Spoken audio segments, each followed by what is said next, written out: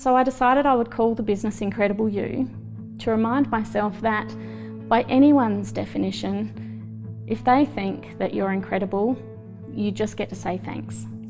Or you just get to go, thumbs up or something. And the same goes with awesome or amazing or all of those great words. If someone wants to brand you with that word, then that's how they feel about you.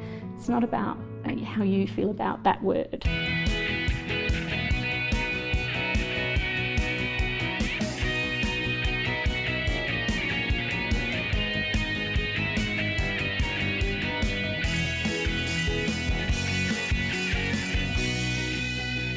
Well, thank you so much, Kylie, for joining me on our next episode of Be the Drop. My pleasure. Thanks for having me. Well, we're in a beautiful location on a beautiful day, and we're going to talk about some really interesting things around building business because you've got a bit of experience on that. Sure. To get us started, though, you've got your item of significance. I have. And you've got two. I've got two because I've got two businesses. Great. Yep. So how about you explain them and the significance and how they link you to your community? Okay, well, the first one is a jar of soil. And 10 years ago, I established with my business partner and husband a business called LBW Environment, as it was known at the time, to specialise in providing solutions around site contamination. So the jar of soil represents the uncertainty that all of our site contamination clients find. And I don't know what's in the jar other than soil. So it could be contaminated or it might not be contaminated. And that's the job that our scientists have. Take the soil, put it in a jar, find out what's in there. Sometimes there's nothing wrong and the uncertainty is move on with your project. And sometimes there is contamination that we then need to deal with. And the next one is a charm that says be incredible, which represents my second business, which is called Incredible You. It's my primary focus as a woman in business to guide and steer and cheer both the business of LBW, but as well as the coaching and mentoring that I do through Incredible You. And it's a reminder that there is always another possibility. I'm a true believer that anything is possible. Sometimes incredible is just getting up and putting one foot in front of another. Yeah. And other times it's winning awards, anything and everything in between. So they're the two things that hold me to the businesses that I own and the community to those businesses. Yeah, and I feel like you've been through anything and everything in between. Yeah. Mother of five as Mother well of five, crazy, two businesses. Right? Yeah, so when people come to you, is there a consistent set of pain points that people are experiencing? Is there similarities that you see over again, independent of businesses? Yeah, I think that most of us are motivated by three overarching emotions: fear, frustration and desire. We say that we might be frightened about something, or we say we don't know how to do something, and it causes us to feel fear or frustration. But I think at the very heart, we want something different, we want something better. And so people would seek me out for coaching and mentoring or business advice, particularly in the SME setting, although I've worked in very large organisations as well, to just help steer them through some of their own choices and some of their own noise.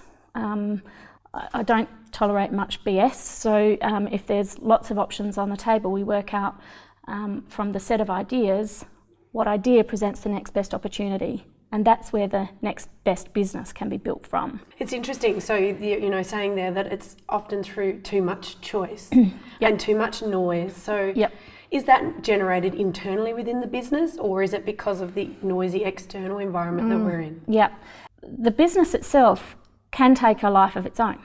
And then the business owner is suddenly being owned by their own business.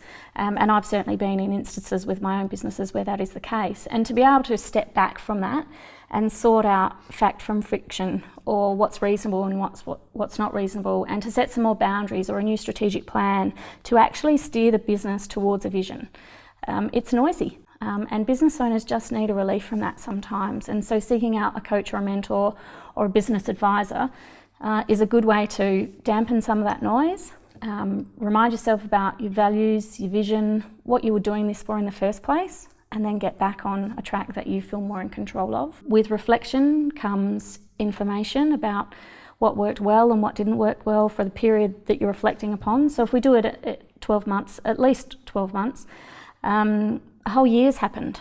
And there's stuff that you would have done well and stuff that you didn't do well, and people that you added to your life that provided great benefit and love and nurture, and people that didn't. And if you don't take stock of it, some of the poorer tendencies or habits can keep going. And if they go for too long, you end up being steered in a direction that you're not in control of. So Mondays is my favourite day of the week. Oh, good. Yeah, because it represents opportunity for the whole rest of the week, right? So the start of every year is like the Monday of all Mondays for me. So I do take stock of the business, and I'm likely to hold another strategic session for my whole business of LBW in January, so that we can reaffirm our values with the whole team. They set them with me a number of years ago, and so we'll check in on those. We talk about the story of the business. We just turned 10. So sitting down with pen to paper, which I'm also a big fan of, anything with coloured pencils or textures.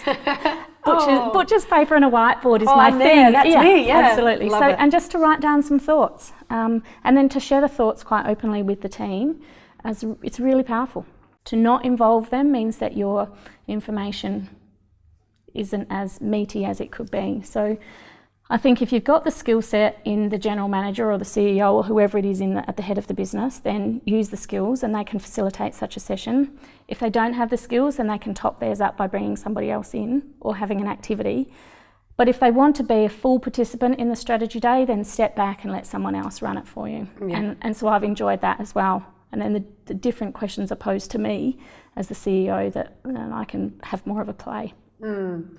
And so for you, that is a really important thing. I mean, you said you do it every 90 days. Yep. And we were just talking about, the beginning of the year, but you're doing that as a regular cycle. Yeah. And what value do you get from that?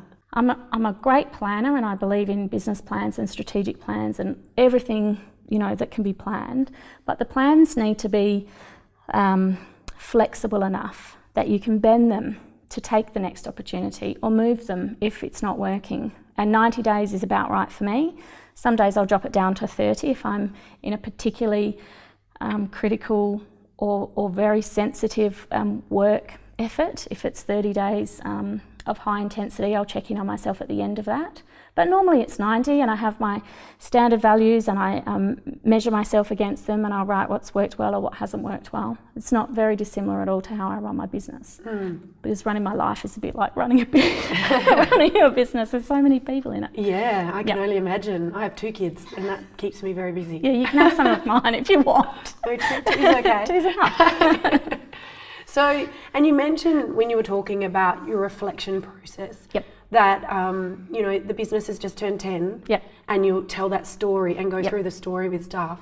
How important is it to make sure that everybody understands the business story? So for them to know why we started LBW in the first place and why we're still fighting for it now and why we're committed to the vision helps with their engagement. And if they feel engaged, then we have honesty and transparency, and we can talk about anything. If we're true problem solvers and innovators, we have to acknowledge what the problem is to start with.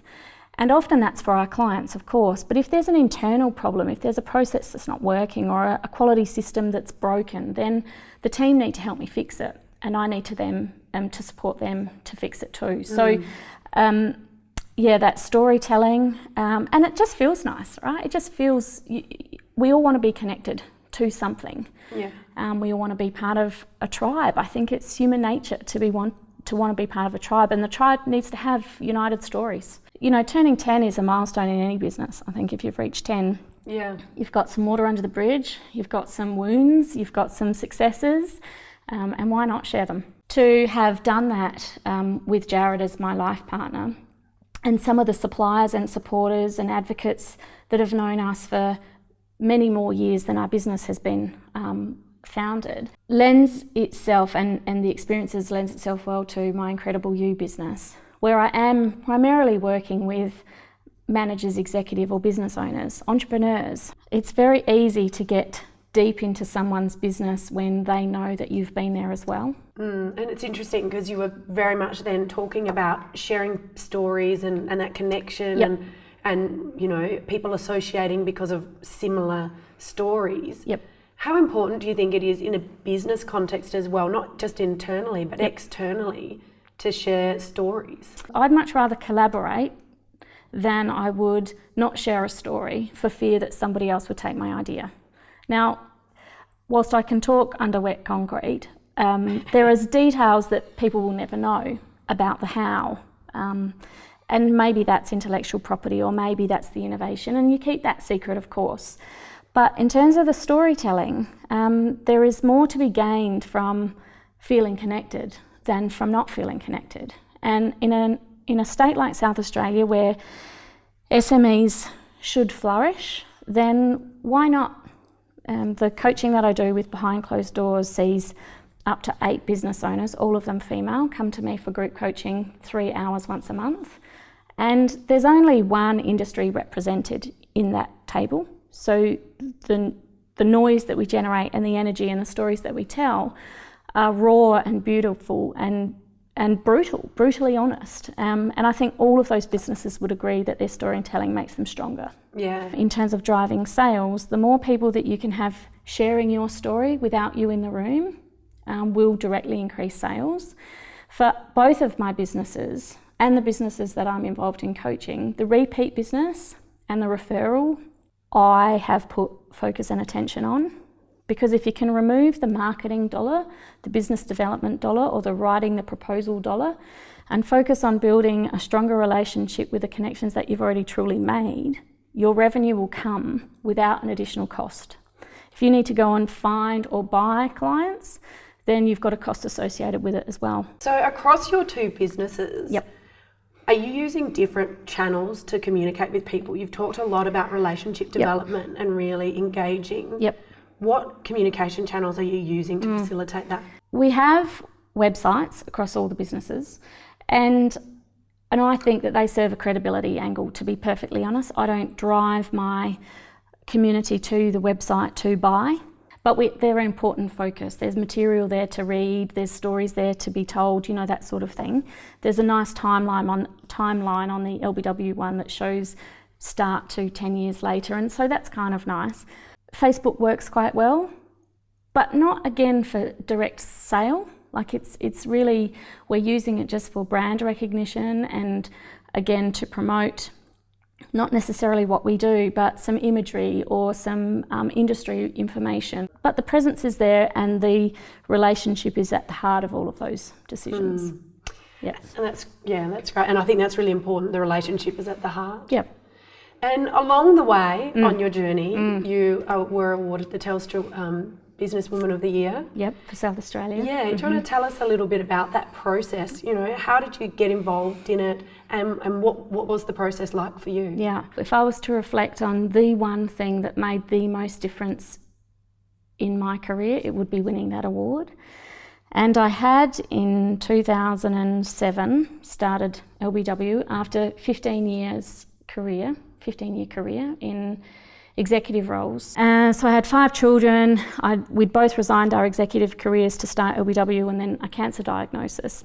I had unknowingly started to build what would become a story full of intrigue and interest and challenge and pursuit and pure bloody determination and doggedness. But I didn't know I was building it at the time, right? So that was 2007, and 2012 I was nominated by an employee who had actually just left our business, and I received the nomination on the screen and I thought, what on earth is this all about?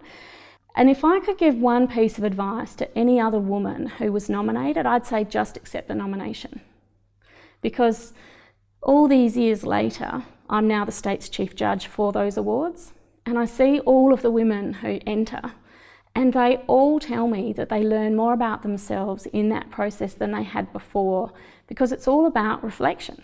Win, lose or draw, you end up with a document that's just about you and your story. And the questions are set by somebody else, so they're interesting and valid and topical. So anyway, I did all of that and then hit submit at about 11:55 on the night that it was due at midnight. And then thought, okay, well, that's that then. And I got a call some months later to say that I'd been shortlisted. I was like, what does that all even mean? And the shortlisters mean that you get to face the judging panel. And I walked into the judging panel and had the most amazing 45 minutes with 2 incredible women that I didn't know and who are now firm friends. And I walked out, and I remember feeling so excited and elated that I was even involved in this process. Yeah. I stood on the corner of Pirie Street and rang my husband, and I said, I left it all in the room. Like, that was it. If I win, I win. If I don't, I don't. The day came, and at that stage I had a team of men at LBW. So I took my male team and my mother and father and my 3 sons, the girls were too little, on one table, and a roaring, cheering cheer squad of women on another table. And it was held at lunchtime back in those days, and we were down the back. We thought, oh, that's a poor omen. We're down the back, let's all just, have a nice time. The Premier was there to announce the winner. So I won my first category, and my boys all just looked at me with some sort of shock and horror and elation, and oh my gosh, we thought we were actually just here for a lunch. And I know it's one of those moments that I tell without any change in how it made me feel on the day. Yeah. And if I can create for women moments of encouragement to get them to those places, then I will keep doing what I've done. Anyway, I won the first category, which was the Private and Corporate Sector Award for recognition of my executive career. And I came second in the innovation category for the state. And then the lights went down and the drum rolled and the Premier stood up on the stage. There's a drum roll. Yeah, and they played theme music, so every winner had her own theme music, and I can't remember what mine was. I had it on my phone for such a long time. Anyway, and he opens up the pink envelope, which you get to keep, right? It's so cool. And he reads out, and the winner of the South Australian Telstra Businesswoman of the Year is Kylie Bishop. And we all just went crazy. My husband burst into tears. My eldest son wrapped me in the most amazing hug and teary again, and told me that he loved me. And my mum and dad, who don't really talk very much to each other, both were there. And it was just one of those moments where I felt true joy at a story that I had paved without knowing it would ever earn me something. And I think that is what is so beautiful about most of the women that I come across. Most of us are so humble about what we do. I've lost track of the women who say, but Kylie, I just get up each day and I do what I do. And I say, yeah, me too. But that in itself is incredible. And you throw in a cancer or a depression or a divorce, in my case, all 3, reforging a relationship with a new partner who is to become my business partner. Like, all of this stuff is just life, right? And we have amazing ones of it. So the Telstra Business Women's Awards have been a truly integral part of my life ever since. And I went, this is leading to the story of starting Incredible You, because I didn't have that at the time. And I went out of the office. I'm in and out of my office a lot. My poor team would know. And I've come back in this day, and on the coffee table, there was a big photograph out of the newspaper of my face. It's way too big. And a blurb from Telstra. And I went in and I saw it. And the first thing I did was I shut the paper and I took it into my office. And I thought, that is so embarrassing. And my team were like, what are you doing? I said, that's way too big. Anyway, shortly after that, I went to a conference.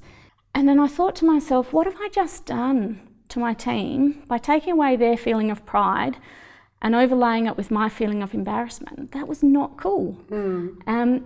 And so I decided I would call the business Incredible You, to remind myself that by anyone's definition, if they think that you're incredible, you just get to say thanks. Or you just get to go, thumbs up or something. And the same goes with awesome or amazing or all of those great words. If someone wants to brand you with that word, then that's how they feel about you. It's not about how you feel about that word. So it's a constant reminder that we can be incredible, and I can choose to be incredible alongside of you being incredible, and then together we'll do anything. I like it. God, you're getting me all emotional today. Right, now let's go and start a new business together.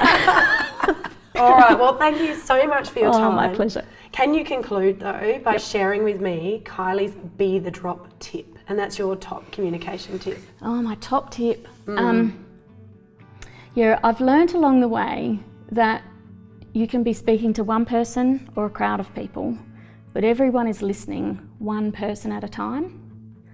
And everybody wants just to be like the speaker. They want to have a connection with the speaker. So my top tip would be to know your audience and to share a story that you think might resonate, or a thread of which might resonate with as many people in that room at that time as you can, because that will hold you to them and them to you. Oh, I like that. Good, Well thank done. you.